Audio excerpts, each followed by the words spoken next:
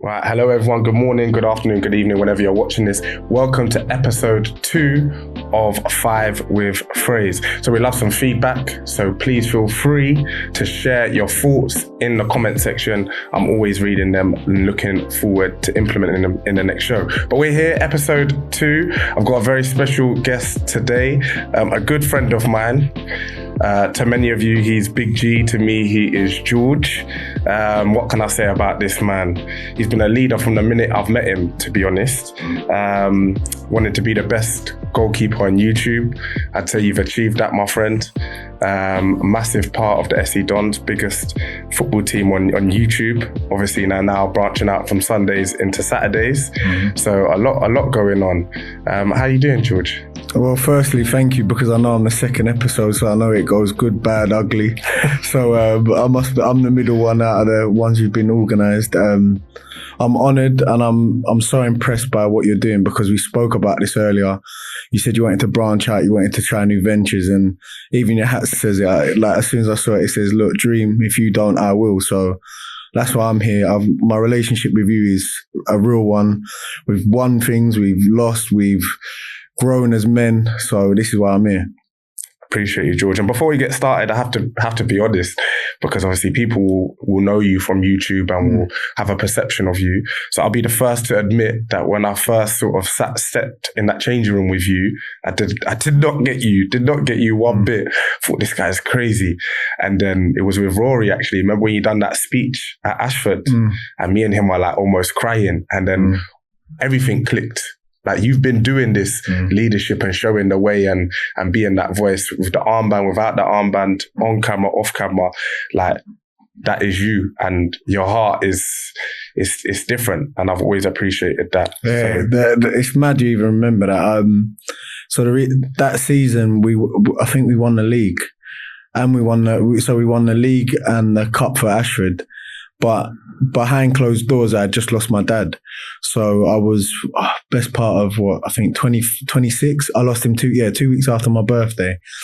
And I remember I was like, this is your test. I said, don't look at this as a negative. This is your chance to really show him the man he's raised. Because now obviously I'm a new parent, but one thing that your parents can do for you is they prepare you for life without them, and you don't know if you're ready for it until they're gone, which is the worst thing possible. But I've always had that passion and that self-will to go, like, let's see how good you are. How far can we push this? Who's saying that we can't do this? So when I speak, it's because my motivation is actually I'm telling my teammates what I'm telling myself. And whether they buy into that or not is whether they're passionate enough or driven enough in their own life to go, I relate to that. Hence why you kind of get that American energy where they will say, we're the best. It don't matter where I'm from. I'm the best. No, that competitive side is what I've always loved. And I think you touched on a lot of things there in terms of your parents preparing you for them not being here. Just if we take that memory, like, it sticks with me what you said, like it uplifted me. So when you were going through something that was probably extremely challenging and painful for you, you helped me, and you probably didn't even know it till today. So for me to thank you. No, trust me. And that's the beauty of football, right? It's a sport that has one language, and I didn't understand it at first, but I always think back to my first days of going into non-league and being around, going from like never playing to then going to Grays and playing semi-professional. And then I went out on loan, and Donny says to me, which is Don Strapsey, he goes to me, bro, all pros go out on loan. Like, David Beckham went out on loan. So I was like, okay. And I went to this team here in Essex. It was Harold Hill FC, and like two brothers who were managers, like, yeah, mate, you're all right. Listen, George, you got a future, mate. I'm like, all right, cool. And then there was one boy called Lewis Payne, I think that was his last name, and he's from Essex. And I looked at him and he's like, he didn't stop smiling. I remember looking at him, I was like, Blue, like, why are you always smiling? It's like, mate, it's just what's it? I was like, Essex boys are like that. And I was thinking, I'm from Southeast London at Lewisham, like, black, all black, double trousers, Like it's not that kind of energy. Like it's so hostile and stuff. Like you've got the boroughs, everything that we've gone through, and then this guy's just smiling all the time. And I see him on the pitch, he's ruthless, slide tackles. And I was thinking, me and you would never cross paths in our lives because of our networks and our circle. But because of football, I'm now in a changing room with people that I might not necessarily know or would have liked, but we're part of something. And that happens the same way when you travel around the world. Like you've just been Brazil, I know. Yeah, that smells a lot. Yeah, you can go into the favelas and you play with the kids. You don't speak the language, but everyone knows how to play. And I remember, like, obviously when I was going through that, going back to where I am now, Anthony Knockaert, I think that is his name, the one he missed the penalty against Almunia. Remember, he shot, Almunia saved it. He shot again, he cleared it, they went down the other end, try Dine! So him, he lost his dad, I think the year before that, or sorry, after that, and then he got, I think it would have been Brighton, I think it might have been Brighton to the Premier League. And I remember he done that the year that he lost his dad. And I remember thinking, I'm going to do the same. Yeah. So, you know, like you hear little stories and things like that and you just think, all right, I can do that. I can get through this. And that was one of those moments for me where my teammates obviously knew I'd lost my dad, but that was my intrinsic motivation. I was like, I'm going to show how strong I am. And you definitely did that. And it's so interesting because, like, as a young man, I'm, maybe 25, 24 at the time. Someone says they've lost their dad. I didn't anyway have that maturity, that emotional intelligence to really understand what that means. And even though I've been through it and I'm dealing with issues as a result of my loss, just being able to pick up on another man saying it, and because you are you and you're strong and you're this loud voice, it didn't even land with me how it might be affecting you. So, but yeah, super powerful, and that narrative is very important, and football is beautiful. And that's why we have anything for Paula, you know.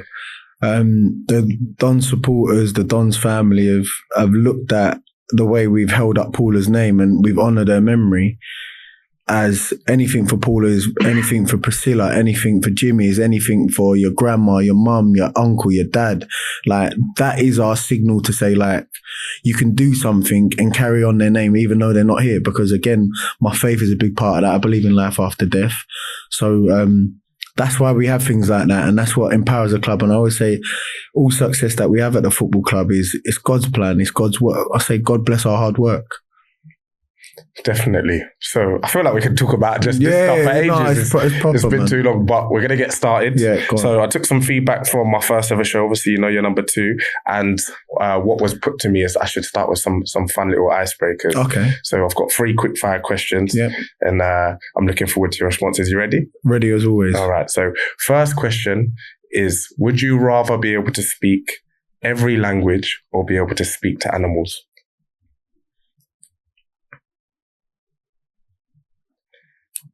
Speak every language.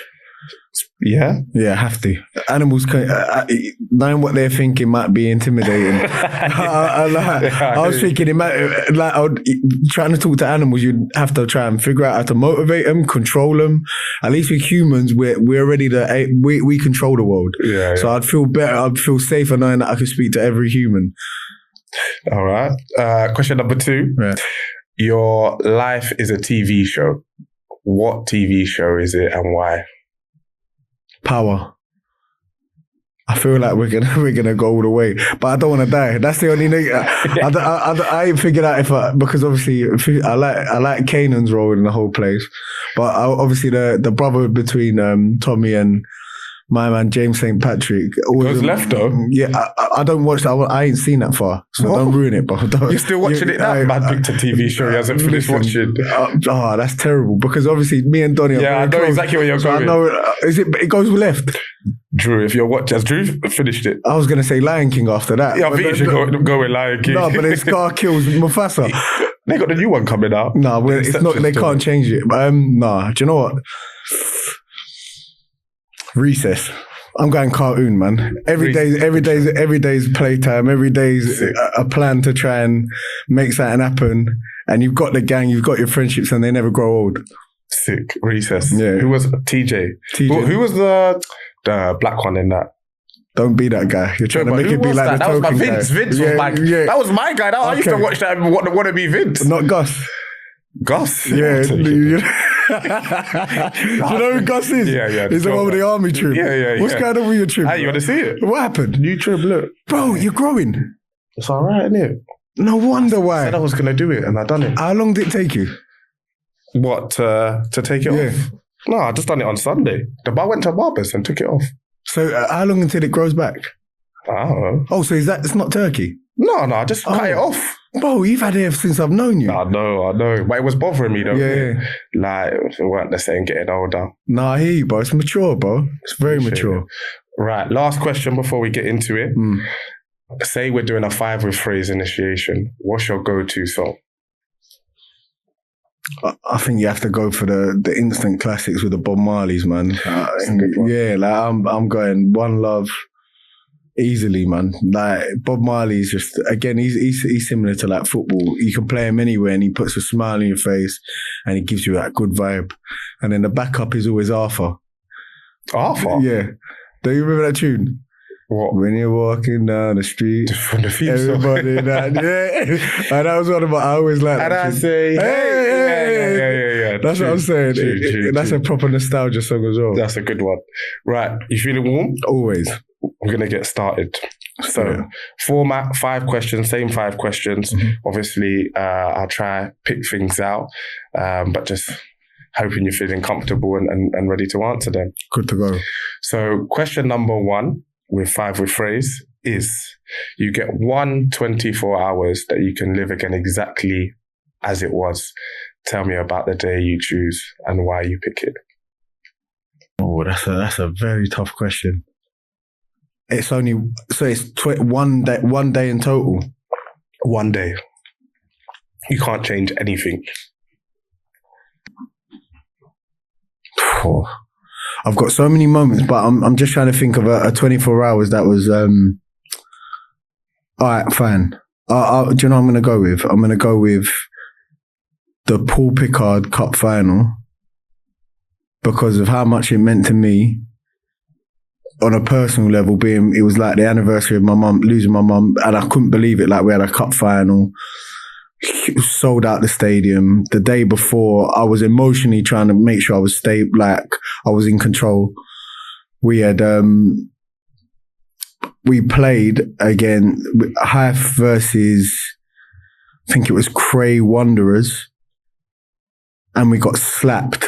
I think it might have been a 4 or 5 the day before. Was that in the playoff semi?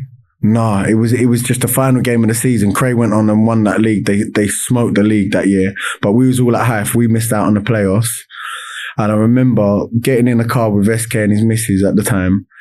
And he said to me, George, we've got the biggest cup final that this club has ever had. If we don't play anything less than a 10 tomorrow, we are going to be embarrassed in front of our friends and family, even worse than this. We have to play at a 10. And I remember going to bed and I had all of these things going through my head and I was thinking, there's nothing worse. Obviously, if you play Saturday and Sunday football, you know, sometimes you can have a great game on a Saturday and me on a Sunday, but being a Don, you have to be consistent because you are who you are. So I'm Big G, George Camarasi, Saturday, Sunday. It don't matter. You're the goalkeeper. So I always know wherever I play, I carry myself a certain way. So knowing that we had been battered on a Saturday and that we had the biggest game against Kenilworth on the Sunday, I was thinking, whoa, like I need to get my head right. And I'm thinking about my mum now and I'm thinking about all those things. And then just taking it through that day, unpacking merchandise in the boot to be sold. Lawrence from Crep Select's like, what's this price? What's that? You're giving him that.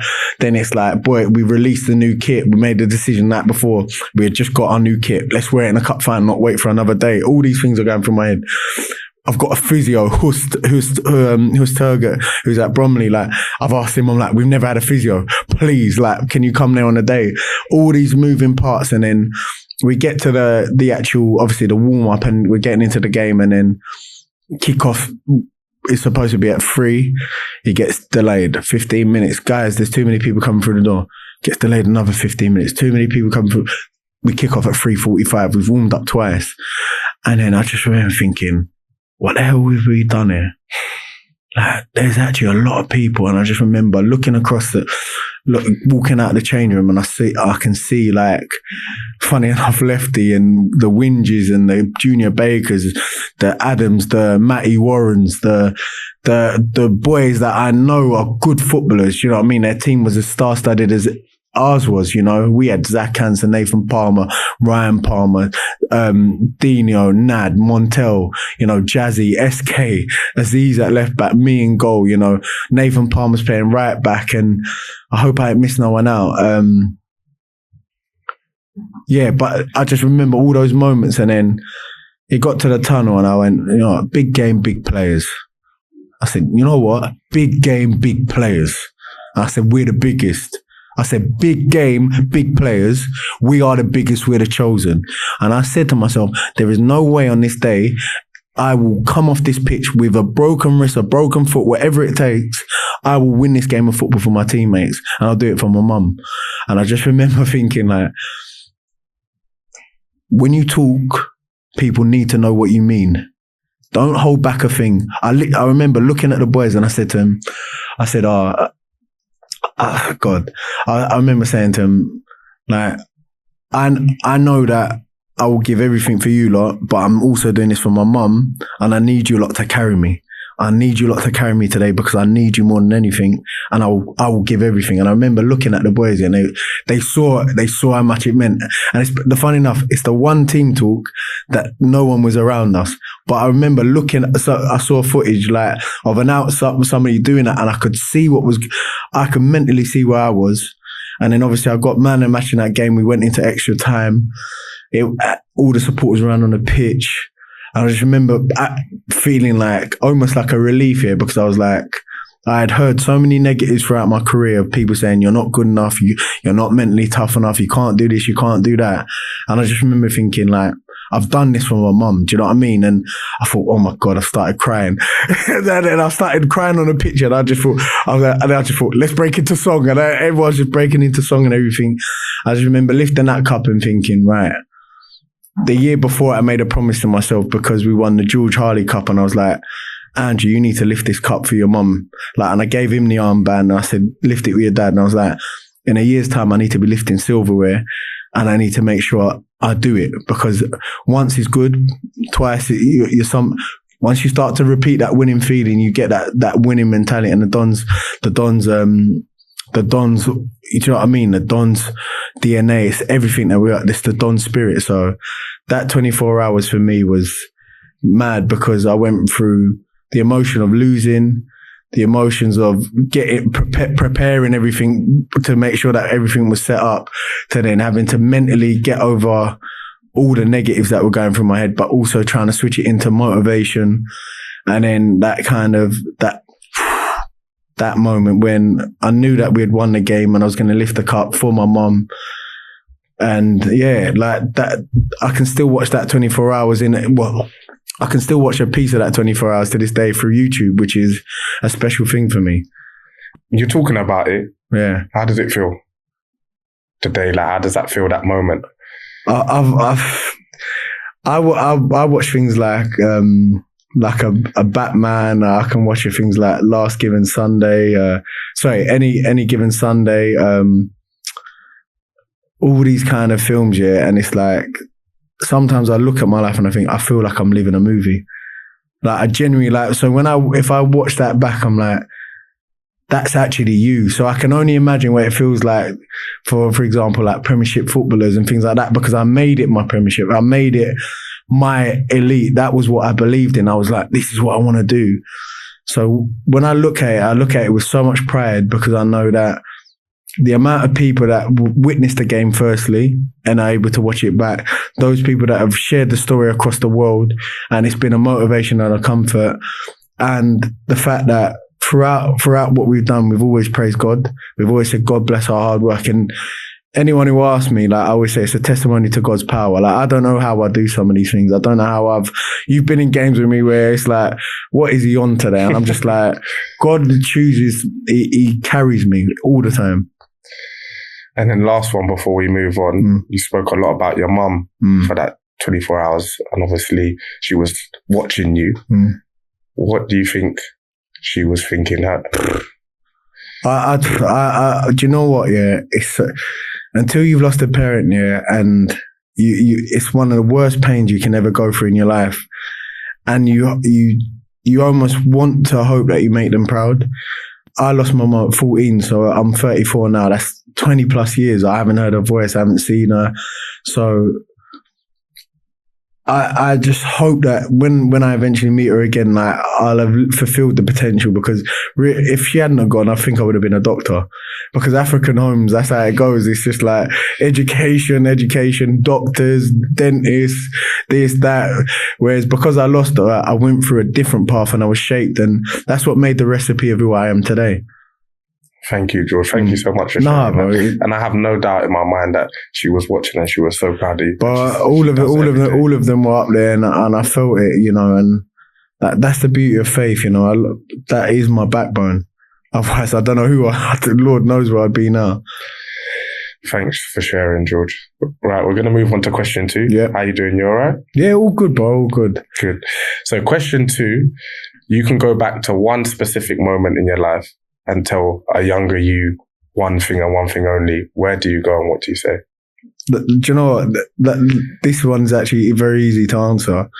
And we're in Bromley College, which is where I actually started playing football, because I started playing football at like 16, 17, and then I went to Bromley College, and then Reese Perara, he's now the Homestead manager. He's made the transition from player to coach and manager now. He said to me, George, apply for the Nike Academy, because he had got in. And the Nike Academy was like a scouting network by Nike. It was their project to find like under 21 talent, under 23s, but mainly under 21s, obviously, at the time, because English football didn't. Back then, if you were 16, 17 and you couldn't play in first team, you was released. That's how, there wasn't a kind of you might get a first year pro, second year pro, but there wasn't no under 23s like the Premier League do now and everything else. It was just you were done. So Reece said to me, George, apply, bro. Like, trust me, I've seen you. You're a goalkeeper. Apply. I'm like, bro, what chance have I got in a pro environment? I don't know anything about football like that. I didn't know there was a League One, League Two, Championship, Ryman, Conference. I didn't have a clue. I just wanted to play football. And I remember he said to me, do it. And I remember thinking to myself, so if I was to give that person the advice here, which was a young me, I would have said, don't be afraid of what you haven't done yet. Be proud of where you come from, and you'll do it. There'll be nothing to stop you, because you're a good person and good things happen to good people, but rely on God. Keep him in your heart. Carry him the whole way. Don't ever feel like you're alone, and you're going to have the best time ever. Because I remember being so scared of the thought of going into like training and all these things, because I didn't know how to play. I was just, all right, cool. I was tall, whatever. Reflexes have always been mad, but I didn't believe in myself. And when I say I didn't believe in myself, it's more the fact of I'm quite real to myself. Like, this is good enough, that ain't good enough. So I'm quite pragmatic in the way I assess myself and what I do. So that pragmatic side to me had me scared to have the opportunity, but I still did it. So do you understand? But I would always say to myself, you can do it. You can do it. And if I hadn't have done that, I wouldn't have played against Barcelona.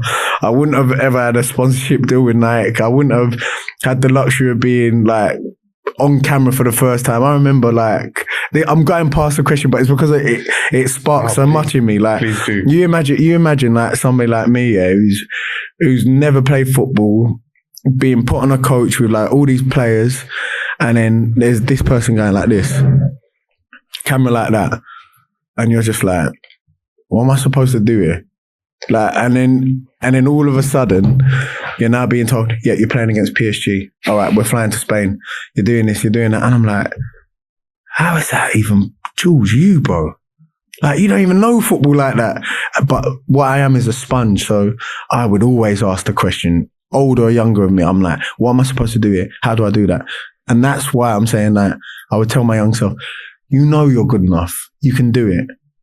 It's so interesting to hear you even talk about like self-doubt and negative self-talk, just because of like the man you are today and how positive you are when you talk about yourself and others. So I would never even guess a young you would have thought like that. But I guess that's the journey. It's the demands, man. I think you hear people say, who motivates the motivator, you know? And it's like, it's the demands you put on yourself. And I think one thing my dad always said to me is, once you have discipline, you George in particular, you can do anything. If you have your discipline, no one can stop you. You can do anything. But being motivated for a day is great. Being able to achieve a task today is great. But where's your discipline to continue that? And that's why I am how I am. Like, my dad's been gone since I was 26. I've still been able to have a fiance, have a wife, a future wife, obviously, home, baby, business. I'm still here. Do you know what I mean? I'm still growing. I'm still progressing. Whereas that could have been the dip for me. That could have been it, you know. And there's a saying that I heard recently, and I really do like it. And it was, when you're in a dark place and you feel like you've been buried, it's actually you being planted. So rather than thinking it's the death, like it's a perception, it's not over yet. And that's how I've always been. I've always been like, it feels like it's over, but I'm like, no, I'm about to grow again. I'm a summer baby. Do you know what I mean? Thanks, George. I like that. I'm going to use that one. No, it works. I'm going to use that one. And that's what this is what I'm trying to say to you. My team talks to white people, because I'm always talking to myself. I'm always saying, do this, don't give up, go again, let's move. And I think I've only realised that now at 31, taking the armband, like, you are talking to yourself before you talk to anyone else. But obviously you're speaking out loud and others are hearing it. So you're killing two birds with one stone. And there's nothing worse than underperforming as the skipper. You can't do it. Yeah, trust me. When I speak, I'm like, you can't be the worst player on the pitch ever. It's true. Otherwise, your words mean nothing. It's so true.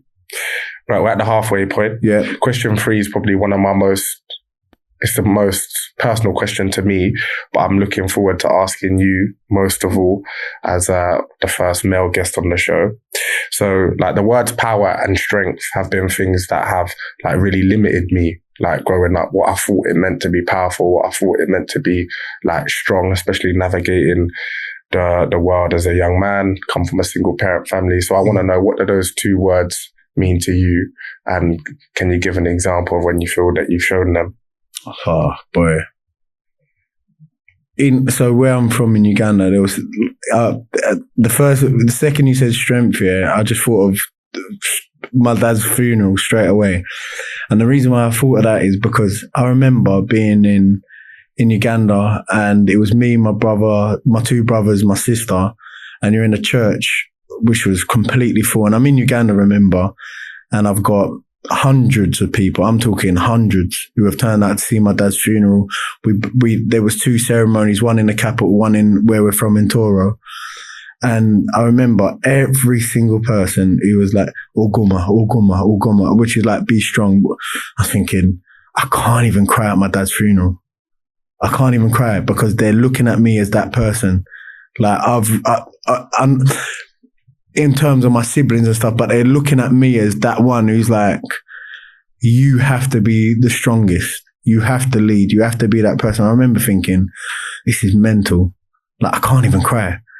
I remember just clenching my jaw every when I saw him, everything, and I just thought, is this what it means, you know? And is this what it means to be so-called be strong? And then again, I'm trying to motivate myself. Heavy is the head that wears the crown. You'll be all right. He's prepared you for this. So strength is very strength, and to be powerful is to me they're almost the same thing, because I just feel like the strength is what your power is. So like, I can do that, and that shows how powerful I am, you know. You get through, you withstand the test, you know. And one thing that I'm battling with now has always been having to be so strong. So I think even Superman had kryptonite. Everyone has their kind of thing that weakened them. And I found myself, when I got injured, I realized what my actual weakness was. So in the past few years, I remember I had like a knee injury. I broke my wrist. I literally just had my surgery now. And I was like, it's so crazy that you're able to look after everyone else, but you don't have to look after yourself. And I thought to myself, how mental is that? I was like, what is going on with you? And I was like, you're a comfort eater.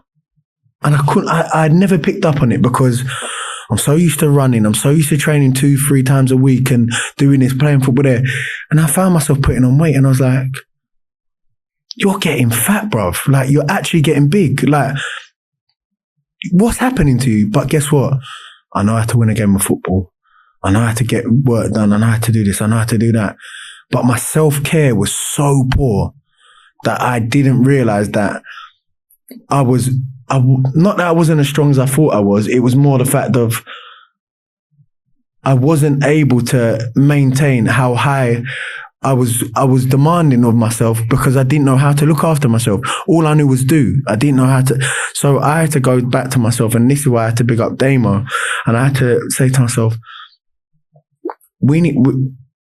there's a rhythm to what happens, and you need to break it down, and you need to figure out what causes you to do this. And then you need to break it down into smaller chunks. So rather than trying to get from A to Z, it's going to take a long way. So I've had to go back to the drawing board and look at what I ate as a footballer, you know, what you eat, what you do and everything else. And then I said to myself, once I got back, I said, don't run away from the pain. Because we all have to run when we don't want to. We all have to wake up when we don't want to. Find me someone who wants to wake up early in the morning, go gym or go to it. No one wants to do it, but they have to. And that's what you have to embody in yourself. You always have to want to learn and carry out these new habits. Otherwise, you will stay in the same place. Hence why you're here. It's uncomfortable, but you're trying and you're doing. So the strength and the power comes from, I think, the trials and tribulations and being able to overcome but not be afraid to lose. And once you lose, it's whether you're ready to go back out again and go, all right, I did lose, but it doesn't stop until I win. I think that's very, very powerful, especially like for me, when it wasn't my body that first sort of gave way and was the chink in my armor, it was my mind. So obviously, I know you spoke about loss. I lost my nan at 21, and how that shown was like not sleeping, panic attacks, sweating. And then it was like that battle for years about, I'm meant to be this strong. I've built myself up to be what I perceive to be strong and powerful, but I can't leave my house. And then it was that with what you said, okay, so first of all, let's admit that there's an issue here that I've lost the first battle and didn't go out of my house this day, but what am I going to do tomorrow to change that? I'm going to pick myself up, go again, and take small wins. So that definitely lands with me. So thank you so much for sharing. Yeah, the last one I'll leave you with. They say an addict's cure only lasts 24 hours. So like, you've got the cure, but it's going to take one day at a time. Yeah. Rather than trying to solve it all, like you've got to do it one day at a time, one day at a time, one day at a time. And eventually you get into your rhythm, you get into your discipline, you get into your practice, and you find yourself. Got to do it, man. I'm just one of them people, I'll never feel sorry for myself. I had people who would say to me, oh my God, you lost your mum, you lost your dad. And like, there's people who have worse than me, you know? Definitely. People that have a lot worse than me, and that you won't see me complaining. Thanks, George. So question 4, we're almost at the end. You spoke a little bit about dark moments and we've touched on loads of things here, but what would you say has been your darkest moment personally, and how did you come back from that? I think, do you know what, yeah? Probably, I've got, again, because like I say to you, like, trials and tribulations I've had a lot. I think the kind of, it is a dark moment that turned into a light, and that was due to a teacher, which is why I understand the power of teachers now, i.e. when you work with kids, the influence you can have. And I remember I had my FA level 1 at Bromley College, and I got arrested the night before. And luckily it was just just a childish thing anyway. It was just like, look, yeah, go home the next day. But because we got released in the afternoon, I missed my course. And I had a teacher called Bobby Patterson who basically changed my mindset, my attitude, and my will to win and everything, because he saw something in me. And I remember Nathan Gordon, I don't know if you remember him. He played for the Dons a few times as well. Yeah, he was with me, and I said, Nath, bro. He said, George, Bobby is pissed. Imagine I'm scared of my teacher. Like, short, he's like 5'4", Scottish man, ginger. Like, and he was like, George, Bobby is pissed with you, bro. He said, you missed your course, blah, blah, blah. He said, watch when you come in. Oh, God. So I remember I went to college, yeah, and he finished, and he said, me and you having a meeting today, son. I was like, oh, God. And he took me from, like, we was in a classroom, and then, like, Bromley College, like, at the back end of it, it's got like a basement classroom. And he sat me down, yeah, with one of the other teachers, and he was like, this is the direction you're going. This is where you're going. He said, you're living the life of a double agent. He's like, you're in college and you're sharp, your attitude, like you've got something in sport, you've got a personality, your work's good. Like, and he always had these demands, like, it's Patterson with 1 T, so not 2. Where's your cover page? Like, he would hand in your coursework and throw it in the bin. And you'd be like, Bobby, I've just printed off like that's a tree included. But like, he'd be like, go and get it. He always had that. And even like in training, he'd be like, you're giving me everything, son, give me more. And I just remember all of those things. But I remember that day, yeah, that he took me from that top and he took me to the bottom classroom, and he was just like, you know, living this life of a double agent. And he's like, what do you want in your life? Do you want this? Where, like, I can see where you're going on this side, yeah, and I can see where you can go with this, and you're a star. Like, you can do something with yourself. And he just broke down my life, yeah, to the point I was almost in tears. Like, I had to hold him back, yeah, and I thought to myself, like, am I really going to throw away my life? Am I really going to risk the fact that I can do something in my career for the sake of, you know, street credibility, the peer pressure that we all go through, you know? And I remember thinking to myself, like, I feel so crap, but I also feel so enriched because I've had somebody who isn't a yes man tell me the truth and go, you're a star and I believe in you. And because of him, my career really, like, in terms of football, I worked my back end off, like, I worked my butt off, like, no way, no homo, grown up shit. Like, I worked so hard because of that attitude and that energy he gave me. I got a distinction on my level 1. So now, you know, you do your first diploma, your second diploma. I got distinctions all the way through. I got invited to Brands Hatch and then obviously ended up at the Nike Academy, and it kicked off my career because of such a low moment, being inspired by somebody who believed in me. So that's the power of teachers for me, and why anytime I've coached, I've always had that energy of, I know what it feels like to not be believed in, or you not to believe in yourself, but somebody to tell you you can be a star. And I've always carried that. No, definitely. Teachers believing in you is a massive thing. Or anyone believing. And I've had them not believe in me too. I had one South African teacher in secondary who said, I'm watching you like a hawk. And he hated me. I walk into the class in science. Sir, I haven't done nothing. I'd be in an argument but I also think maybe I'm looking at it different because I just lost my mom. So I might have been on edge anyway and I was ready to kick off. But teachers don't realize the influence that they have. Not all of them anyway. And a good one will shape you and you'll never forget them. No, definitely. Thanks, George. So last question, you kind of answered it already, but maybe you might be able to pick out another moment. It's about where you make a complete change, like a U-turn, a pivot in how you think, in how you act, or in how you do something. I've got one for you. And I have to get, it came through 2 stages, which was actually starting my own YouTube channel alongside everything. And that was through Geek, which is Oz for Us. Obviously, you've seen him, whatever. I remember, obviously, being the person that I am, the boys were like, you know, you could start a channel. I was like, I don't know how to do YouTube. I don't know how to edit. I don't know how to do anything. And Chris took me to like Chris took me to like a random coffee shop where I bought like a Mac that I've still got to this day for like $3. He's like, bro, I'm going to get you the apps, bro. You can start editing. And I was like, so I'm going to start doing YouTube. I'm going to start learning. And I was like, how though? I don't know what I'm doing. And then I started creating content. I was like, I'm doing something that I never believed I could do. And this is what I'm trying to say. It's not that I doubt that I can do it. It's just, it's the kind of, I've got something called like, I understand the social loafing theory. So we're doing a tug of war. In a tug of war, we're all pulling. When it comes to being by myself, I know I can do the pull, but sometimes I don't like to be the center stage of everything. I like to be part of a team so I can balance things out. So Chris going, you can do this. Here's a Mac. Here's you're going to start commentating, starting a non-league vlog and all these things. Were U-turns because it gave me self-belief that I could do stuff that potentially I didn't think I could, but I had people who believed in me and they supported me on my journey.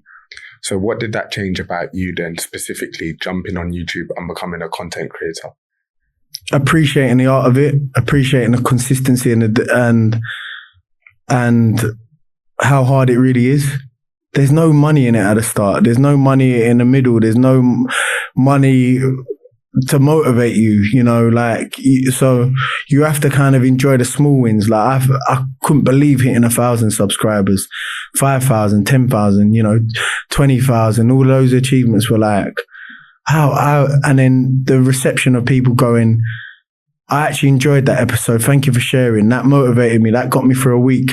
Oh my gosh, I can't believe there's no upload this week. And you're like, somebody's actually, you've built a community around you, and I'm hoping to continue that on. Obviously, I injured myself, but that for me it's a special feeling knowing that you're impacting people around you, and they can get to know you. So I will always be as competitive as I am. That will never change. I am probably one of the worst. Hence why people see me on screen. I genuinely think I'm the worst, but I'm also very much a team player, and I understand we're going to win together. And that's always been, you might win today you're the man of match. All right, we conceded 1 goal, but you got man of match and we won 4-1. Cool. Today's your day. I get my clean sheet. Just know I'm going to say that this is what I pride myself on. So, yeah. So that was our last question. You're almost at the end. How we end 5withFraze is with a sign off. So we ask that our guests drop a little bit of knowledge. They drop maybe a phrase, a quote that will help one viewer maybe make their day 1% better. So over to you. You're asking a lot here, Fraser. I think I have to be 100% honest, and I know not everyone has faith, but that is why I am who I am. So I would put it into God's hands, and I'd say, pick up your Bible, you know, read some sort of scripture, whether it's a psalm, whether it's a proverb, listen to some music and take some inspiration, because there's so much power in what God can do for your life. And I've always said, if I reach any sort of success, I always say that it's a testimony to your power. So if I have a chance to make somebody pick up their Bible or go to church and just get on their knees and pray and say, like, you know what? I need you.